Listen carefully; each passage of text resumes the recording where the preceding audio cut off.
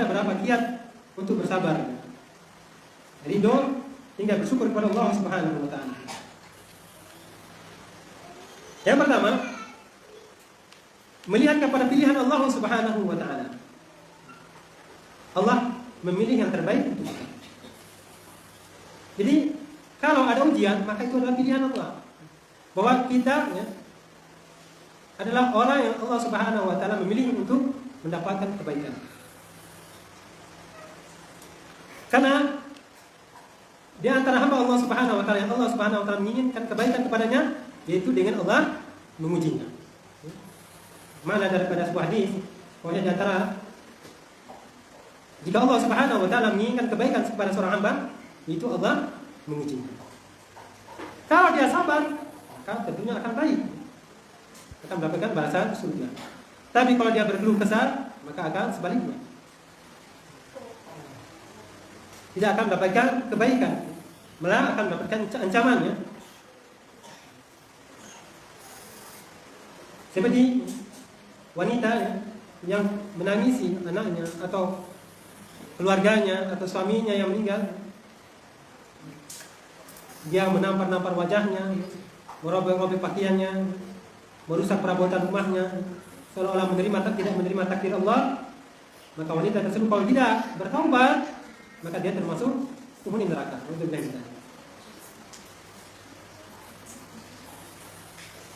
Jadi ancaman berat bagi mereka yang tidak bersabar, tidak berusaha ridho kepada ketetapan Allah Subhanahu wa taala.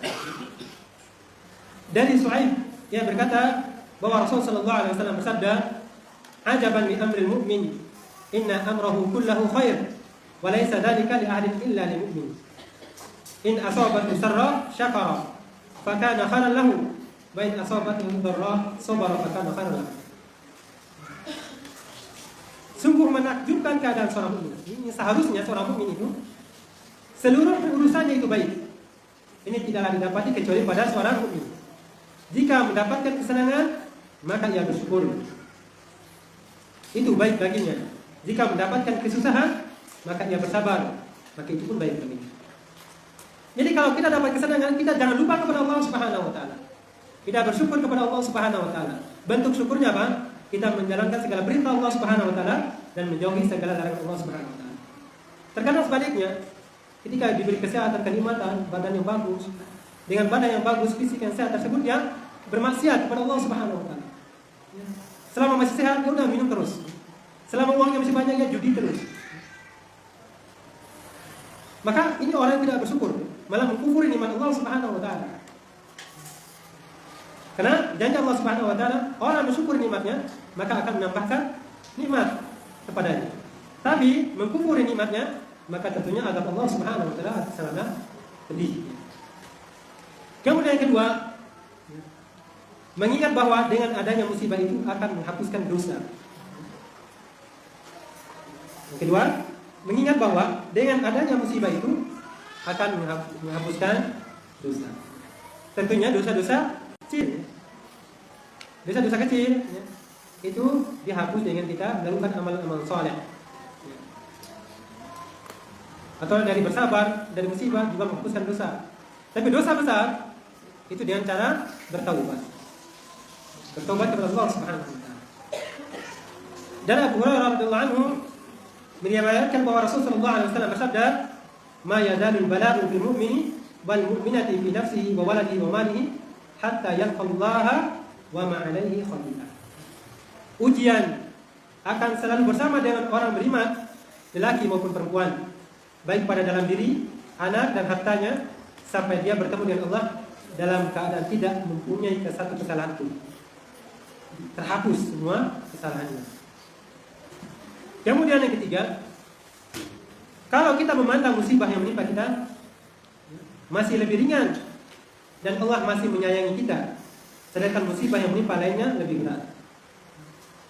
Jadi kalau kita umpamanya ketimpa musibah kecil, umpamanya ada keluarga satu orang meninggal, ada di sana yang keluarganya meninggal semua, dia sendirian, ada, maka lebih ringan kita ketimbang orang tersebut. Atau orang yang kebakaran, habis semua rumahnya, tapi dia masih punya apa? Ladang, masih punya kebun. Tiba ada yang tidak punya harta sama sekali. Jangankan rumah, gubuk pun tak punya. Tanah semeter pun tak punya. Maka tentunya dia masih lebih baik daripada orang lain. Maka dalam urusan ini, dalam hal ini kita melihat bahwasanya ujian yang menimpa kita itu lebih ringan, yang mana Allah Subhanahu Wa Taala menguji orang lain itu tentunya kita rasakan tentunya lebih besar. Kemudian yang keempat, hendaklah melihat pada akibat dari musibah. Karena musibah tersebut membuat kita rajin berzikir, berdoa dan semakin dekat kepada Allah Subhanahu Wa Taala. Hendaklah melihat pada akibat daripada musibah. Orang kalau tidak pernah dicoba oleh musibah, dia dikasih sehat terus, uangnya banyak terus, terkadang dia lupa kepada Allah Subhanahu Wa Taala. Kita lihat orang-orang yang berfoya-foya ke tempat diskotik, dia sekarang lagi banyak banyak duit dan lagi sehat. Coba dia sakit dan duitnya habis, dia akan dekat kepada Allah Subhanahu Wa Taala jika dia seorang muslim dan bertobat memohon ampun kepada Allah Subhanahu Wa Taala. Kemudian yang kelima, yang terakhir, mengingat pada balasan sabar dan ridho begitu besar. Mengingat pada balasan sabar dan ridho itu begitu besar. Dari Abu Sa'id Al-Khudri radhiyallahu anhu, Rasul sallallahu alaihi wasallam bersabda yang artinya, sesungguhnya Allah Azza wa Jalla berkata kepada penghuni surga, wahai penghuni surga, mereka berkata, kami memenuhi panggilanmu, kami mentaatimu. Allah berfirman, apakah kalian ridho atau puas? Penghuni surga menjawab, kenapa kami tidak ridho? Sementara engkau telah memberikan kepada kami apa yang tidak engkau berikan kepada seorang pun dari ciptaanmu. Maka Allah berfirman, maukah aku berikan kepada kalian yang lebih baik dari ini? Mereka berkata, adakah yang lebih baik dari ini? Allah berfirman, aku telah menurunkan kepada kalian keriduanku, maka aku tidak akan marah kepada kalian setelah ini selama-lamanya. Hadis ini diriwayatkan oleh Imam Bukhari dan Muslim. Kita bacakan beberapa ucapan para ulama tentang sabar.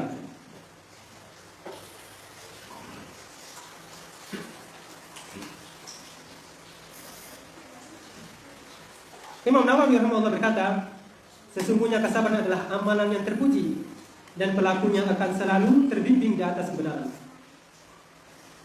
Ya, berkata Imam Nawawi rahimahullah, sesungguhnya kesabaran adalah amalan yang terpuji dan pelakunya akan selalu terbimbing di atas kebenaran.